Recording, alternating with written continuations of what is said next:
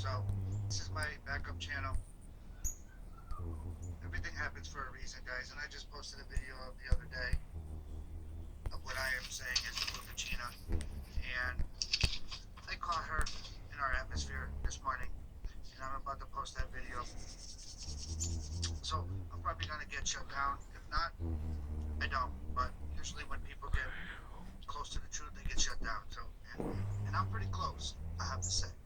So I'm going to try to do this right here one more time. This is one word. Parentheses. Plasma store. 777. Okay? So this is one word. Put in the parentheses. Punch in this word. And this will bring you to one of my videos because they got me hiding under a rock. You have to punch that whole thing in to get there. And maybe that's why I don't have many people over there because they're hiding. So I want you to take a look at this. See if we can do this. We all remember her.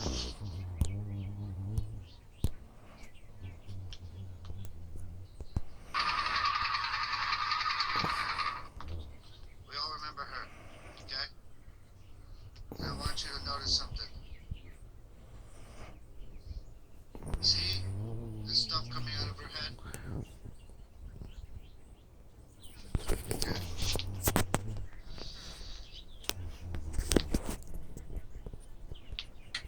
Let me show you a better.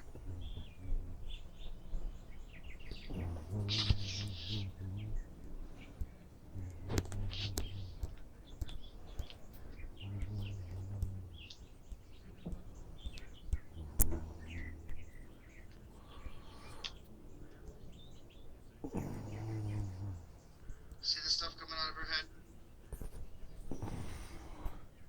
That's going to be important in what I'm about to show you.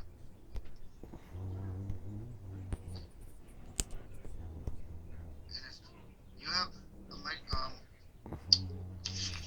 if you have a problem with your eyes and you want to see what you're about to see, I advise you to get something to see better because it's very hard to see. But I'm telling you what, it's in our atmosphere. Look right here. It's right here.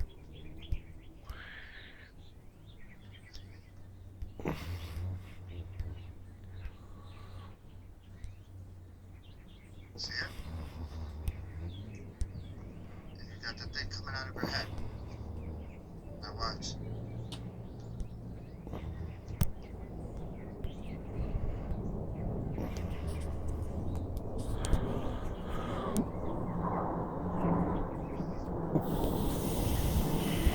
See it? See it?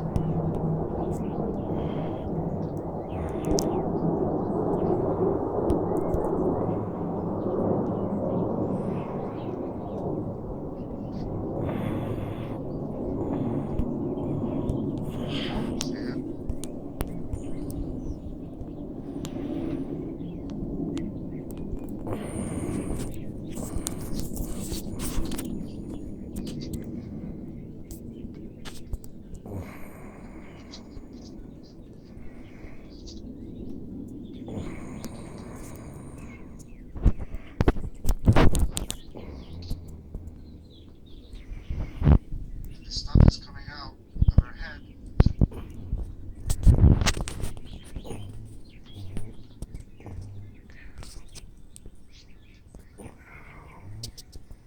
To me, it looks like there's two of them. And they're connected. Because it looks like there's one on this side. Or it could be the same one. I don't know. But I think there's more than one of them.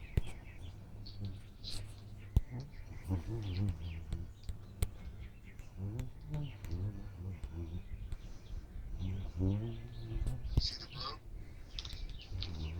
Same color blue.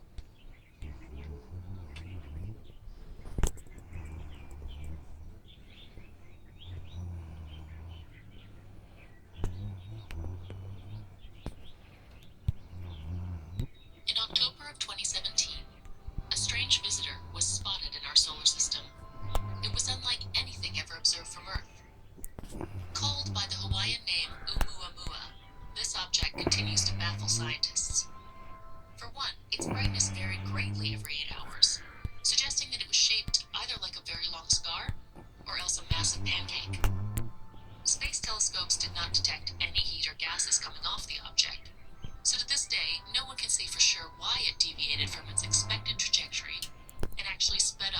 as it was moving away from the sun. For Harvard professor Avi Loeb, the most logical explanation is also the most controversial. He believes Oumuamua was made by aliens.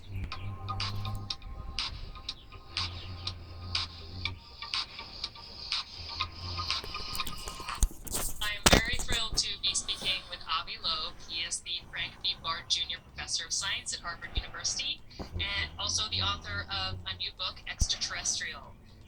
Thank you so much for joining us. Thanks for having me. So, Extraterrestrial focuses on the first interstellar object that we've ever detected in our solar system, called Oumuamua. I remember when this was discovered, it was so exciting back in October 2017.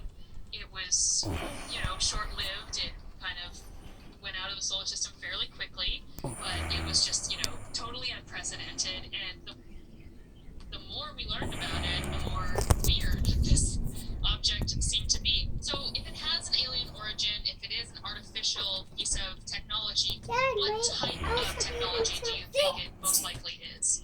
Well, we don't really know because we don't have Okay. enough Heck yeah, very good. It's one point in a grid of objects that are similar to it that are placed in interstellar space for navigation purposes. To give your coordinates when you're moving through interstellar space. That's one possibility. Another one is that it's a relay station for communication. Instead of sending a very powerful signal, just like we do on Earth, you can transmit the signal from one station to another. And this is one of the stations along the way. Another possibility is that it's a probe.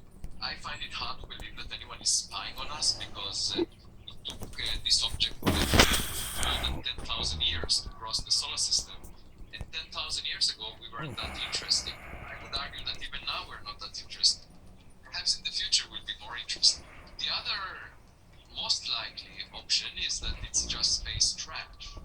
We sent out Voyager 1, Voyager 2, New Horizons. In a billion years, they will become trash. They will not function anymore. And most objects in space are probably billions of years old. I wonder if you could talk a little bit about why we weren't able to get a little bit more high-resolution imagery. You mentioned it would be ideal, of course, to be able to launch a camera, or, if next time this happens, maybe launch a probe of some kind that could interact with such an object. But what were we studying Oumuamua with, and why did it give us kind of just a very brief sketch of these properties? The key in doing science is to get as much evidence as possible, because it can guide you, and sometimes nature's imagination is greater than ours. So as scientists, we really want the most data possible. And the worst one can do as a scientist is to say, I know the answer in advance, I don't need any evidence.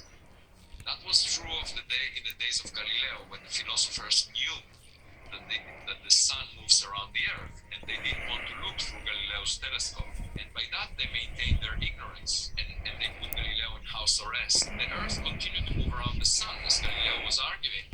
Reality doesn't care whether we ignore it or not. And so we really want as much evidence as possible, and not to rely on prejudice, not to say it's never aliens, it's always rocks. Because that would resemble a caveman that is used to playing with rocks, and when presented with a cell phone, would argue that the cell phone is just a shiny rock. We don't want to be that caveman. In his new book, Extraterrestrial, Professor Loeb takes a confrontational stance with his fellow astrophysicists. He accuses them of being too narrow-minded to consider the theory that Oumuamua is an object designed and built by another intelligent form of life in the cosmos. I should mention an anecdote that there was a seminar at Harvard about Oumuamua, and when I left the room with a colleague of mine that worked on solar system rocks for decades, that colleague said, Oumuamua is so weird, I wish it never existed. Which to me was appalling, because actually the fun in doing science, just as I still